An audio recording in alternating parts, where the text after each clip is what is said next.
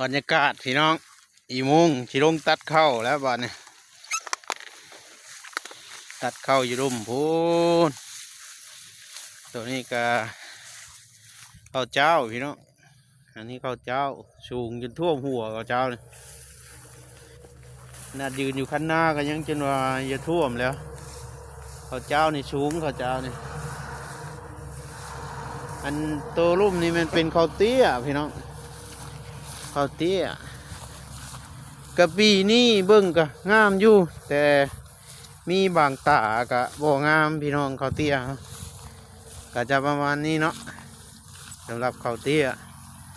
ข้าวเจ้านี่ที่เจ้าเบิ่งกับข้าวเจ้าสูงเลย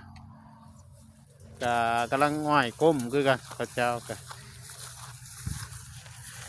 ประมาณนี้พี่น้องสิลงตัดเข้าดอกตัวมันสุกเนาะกะตัวนี้เนาะพี่น้องตัวนี้เป็นข้าวเตี้ยเดี๋ยวลงตัดตัวนี้ละเดี๋ยวรอมึงก่อนว่าเขาจะตัดได้หรือเปล่าตัวนี้ละ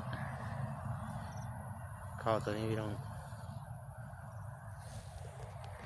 ลุยกัน